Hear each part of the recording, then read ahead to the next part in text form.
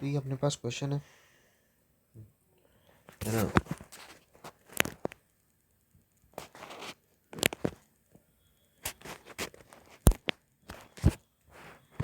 DLR set है, ये set है अपने पास कैट 2024 स्लॉट 3 का। तो इस सेट को अपन सॉल्व करते हैं और इस सेट को अपन वाइट बोर्ड पे सॉल्व करते हैं, है ना, वो ज़्यादा बेटर रहेगा अपने लिए।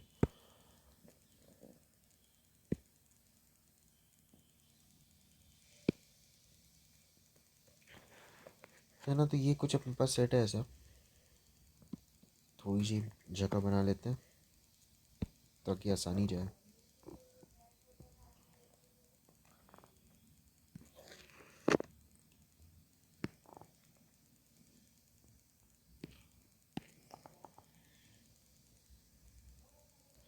है ना, तो यहाँ पे क्या है कि आउट ऑफ 10 कंट्रीज,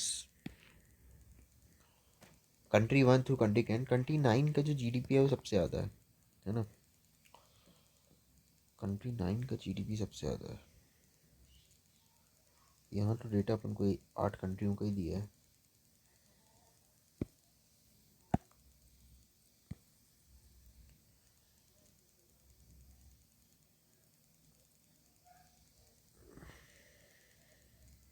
अच्छा, तो कंट्री का जो डेटा अपन को 8 का दिया है, और यहाँ पे क्या बात लिखी है कि जो कंट्री 9 है इसका GDP सबसे ज़्यादा है, एंड कंट्री 10 का हाईएस्ट GDP पर कैपिटा है।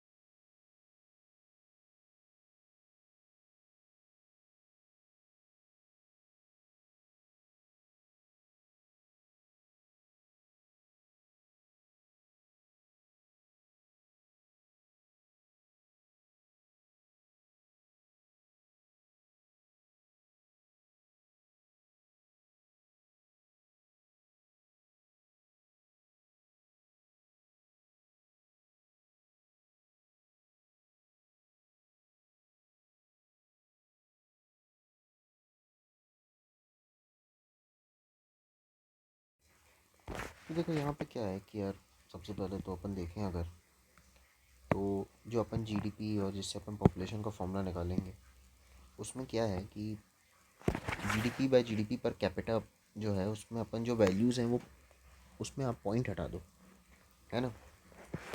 तो क्या होगा, अपन को कैलकुलेशन में थोड़ी आसानी जाएगी, है ना। तो अपन लेते हैं कंट्री 1, कंट्री 4, कंट्री 5, कंट्री 7। इसमें पॉपुलेशन क्या है, कैलकुलेटर को यूज़ करना पड़ेगा। तो 15/41 है पहला, क्या हो गया, 0.3658। दूसरा क्या है, 12/38, 0.3157। फिर क्या है, 10/36, 0.2777। और 0.08/8/3,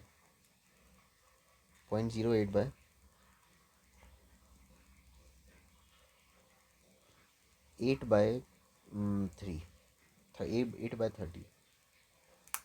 तो 0.2666 सेम वैल्यूज़ आ रही हैं जो उससे आ रही है। अब इसमें जो पॉपुलेशन ग्रोथ है वो जो है वो क्या दी है, जो कंट्री है 1, उसके लिए दी है पॉपुलेशन ग्रोथ होगी कितनी, -0.12%। जो कंट्री 4 है उसके लिए कितनी दी है कि 0.49% से ग्रो करेगी।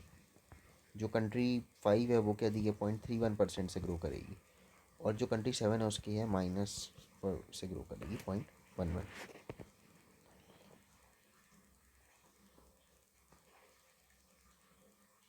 तो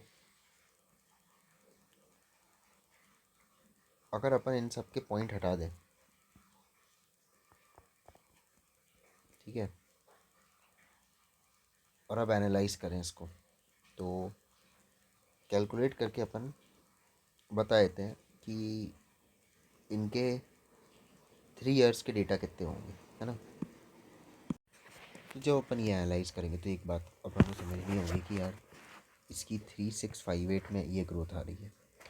जब ये 3658 ये फोर्थ वाले से ज़्यादा था, है ना, और 0.12 की ग्रोथ थी माइनस में, तो ये इतना हुआ, है ना। तो ये वैल्यू तो वैसे भी हाईएस्ट नहीं हो सकती, ये समझ में आ रहा है। फिर जब ये जो सेकंड वाली वैल्यू है ये थर्ड वाली से ज़्यादा है, और इसकी ग्रोथ भी देखोगे ज़्यादा है, तो भी 3 साल में ये इतना कर पा रही है, तो ये भी नहीं होगा। तो एक्चुअली जो है वो ऑप्शन 1 जो है वो अपना सही आंसर हो जाएगा इसका। जब अपन इसको मैच करेंगे तो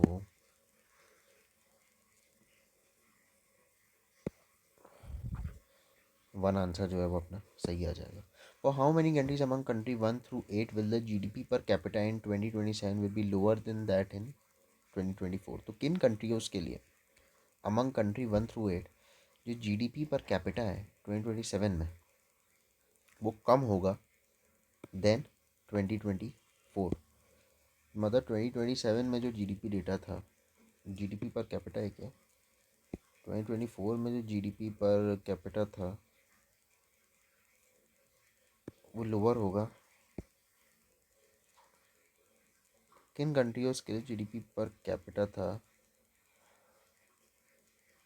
वो 2027 में 2024 से कम होगा। तो इसका आंसर क्या हो सकता है कि देखो, जो जीडीपी पर कैपिटा की डेफिनेशन दी है, यहीं से अपन को मिली है जीडीपी पर कैपिटा की डेफिनेशन। वो जो जीडीपी है कंपनी की, जीडीपी पर कैपिटा क्या है, जीडीपी जो है डिवाइड बाय पॉपुलेशन कितनी है ना। तो भाई अगर किसी कंट्री का जीडीपी पर कैपिटा 0.41 है ना, और अब जीडीपी जो है वो ग्रो कर रहा है 0.2 से, और पॉपुलेशन जो है वो ग्रोथ कर रही है 0.12 से, तो यहाँ तो जीडीपी जो है ये ज़्यादा हो जाएगा। फिर यहाँ पे है जीडीपी 0.9 से ग्रो कर रहा है और पॉपुलेशन ग्रो कर रही है 0.41 से।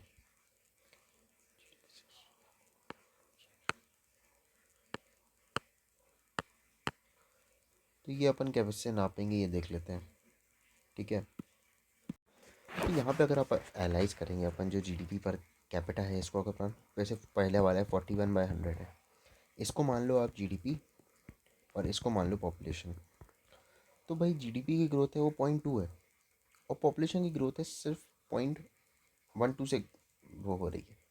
तो ऑफकोर्स जो जीडीपी 2024 में होगा और जो 2027 में होगा, तो वो जो लोअर जो क्वेश्चन में पूछ रहा है अपन से कि भाई कहाँ पर जो आपका जीडीपी है वो लोअर होगा। For how many countries country 1 to 8 with the GDP पर कैपिटल 2027 भी लोअर, तो यहाँ सब में ज़्यादा होगा, है ना। तो 1 में ज़्यादा होगा। फिर 2 की बात करें अगर, तो 25/100, जीडीपी ग्रोथ है 0.9, पॉपुलेशन ग्रोथ से 0.41 है, इधर भी ज़्यादा होगा, है ना। 0.02 पे आ जाए तो 6.5% का जीडीपी ग्रोथ है 0.7, यहाँ भी नहीं होगा। यहाँ पे 0.5 का है 0.49, इधर भी नहीं होगा। 0.5 होता तो भी सोचते। 36 है, इधर भी नहीं होगा। 0.08 है, जिनमें नेगेटिव है वहाँ तो नहीं होगा, है ना। फिर 0.08 है, इधर भी नहीं होगा और इधर भी नहीं होगा। तो ये ट्रिकी टाइप का क्वेश्चन है, इसका आंसर जो है बस मेरे हिसाब से ज़ीरो होना चाहिए, और करेक्ट आंसर ज़ीरो है इसका, है ना, करेक्ट आंसर ज़ीरो है। तो ऐसे करके DILR का अपना एक और सेट हो गया। अब नेक्स्ट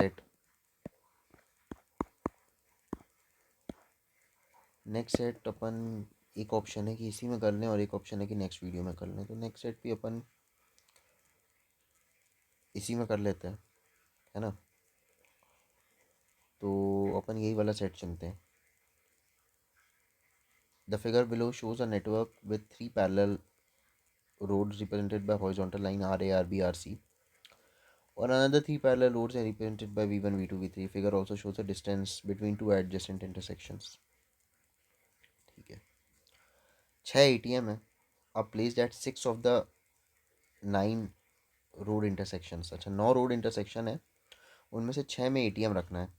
ईच ATM का एक integer, distinct integer cash requirement है लैक्स में, and the numbers at the end of each line figure indicate the total requirements of all ATM placed on the corresponding road. For example total cash requirement जो है road RA में वो 22 होगी, लैक्स होगी। Following additional information अपन को दी है ना। The ATMs with minimum and maximum cash requirements of ₹7 lakh and 15 lakh are placed on the same road. तो मिनिमम कैश रिक्वायरमेंट कितनी है? 7 लाख। मैक्सिमम कैश रिक्वायरमेंट कितनी है? 15 लाख। ये ATM जो हैं ये सेम रोड पे होंगे, ये जिस, है ना। तो सबसे पहली बात तो ये है कि 15 और 7 ये सेम रोड पे होंगे। अच्छा अच्छा अच्छा। तो इसमें सबसे पहली बात तो क्या है कि अगर 15 और 7 को आप वो करोगे, है ना, 7 और 15 को, इसका मैं एक छोटा सा यहाँ पे नोट्स में भी डायग्राम बना लेता हूँ।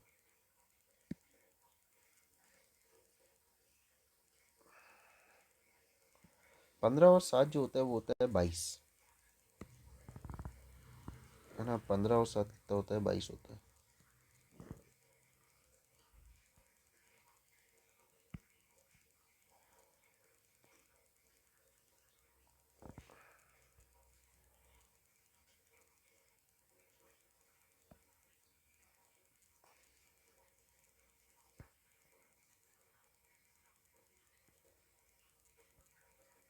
ना। 15 और 7 कितना होता है? 22 होता है। तो अगर अपन इसमें देखेंगे तो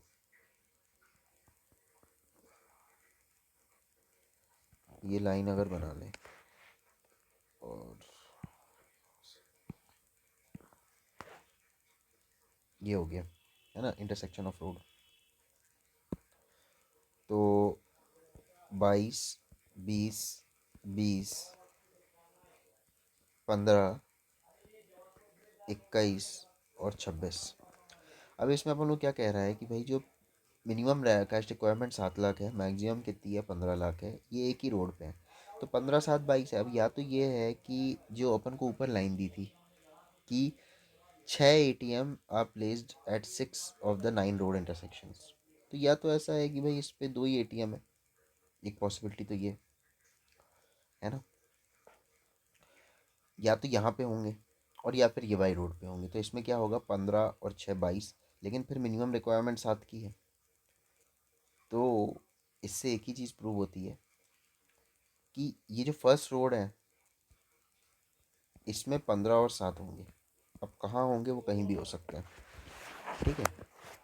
फिर the road between ATM with the second highest cash requirement and the ATM located at the intersection of RC and V3 is 12 km. The road distance between the ATM with the second highest cash requirement, तो जो road distance है between the ATM जिसमें second highest cash requirement है अपन को, और जो ATM located है in the intersection of RC and V3, मतलब ये वाला कॉर्नर वाला है ना, ये वाला इंटरसेक्शन जो है इसके बीच में, और वो एटीएम जिसमें सेकंड हाईएस्ट कैश रिक्वायरमेंट है वो 12 किलोमीटर है। तो इससे तो यही प्रूव हो रहा है कि जैसे 538 है मान लो, तो 8715 हो जाएगा। तो इसके और इसके बीच में 12 किलोमीटर का फ़र्क है। तो अगर यहाँ पे 7 हो गया, 7 और ये 11 हो गया, तो इंटरसेक्शन पे तो ये नहीं आ रहा, यहाँ पे 7 हो गया और ये 5 हो गया, तो 12 इसमें एक ही केस पे आ सकता है, क्योंकि ये डिस्टेंस 7 है और ये डिस्टेंस 5 है। तो अगला एटीएम जो होगा जिसमें सेकंड हाईएस्ट कैश रिक्वायरमेंट होगी वो एटीएम यहाँ पे होगा। अच्छा, अगर जो भी सेकंड हाईएस्ट कैश रिक्वायरमेंट है, तो 7 मुझे लगता है एटीएम्स में अलग अलग कैश रिक्वायरमेंट है ना। तो 7 8 9 10 11 12, मतलब कोई भी रिक्वायरमेंट हो सकती है ना। तो जैसे कि अगर एक एटीएम में रिक्वायरमेंट हुई 14, तो 14 और 7 21 हो जाएगा। तो एक पॉसिबिलिटी तो ये होती है कि ये जो सेवेंथ वाला है ना वो अपने यहाँ आ जाएगा, तो यहाँ पे जो सेकंड हाईएस्ट है वो आ जाएगा बीच में, second highest,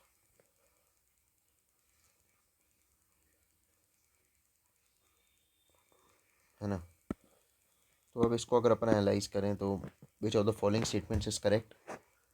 the ATM placed at RC V2 intersection, RC और V2 के इंटरसेक्शन में जो एटीएम है, मतलब ये वाला एटीएम जो है, इसकी जो कैश रिक्वायरमेंट है ये होगी 9 लाख रुपए। तो जैसे सेकंड हाईएस्ट कैश रिक्वायरमेंट मान लो 14 लाख है, तो 14 लाख और 9 लाख तो यार नहीं हो सकता, तो 23 लाख चाहिए यहाँ पे। अगर 13 लाख है तो भी 22 लाख चाहिए, है ना। फिर तो ये ऑप्शन तो करेक्ट नहीं है लग रहा। There is no ATM placed at RC और V2 इंटरसेक्शन, RC और V2 के इंटरसेक्शन पे कोई एटीएम प्लेस नहीं है। क्या ये हो सकता है?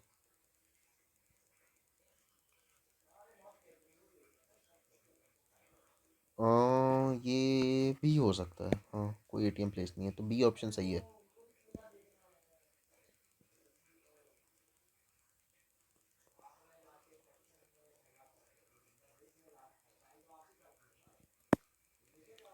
गलत हो गया।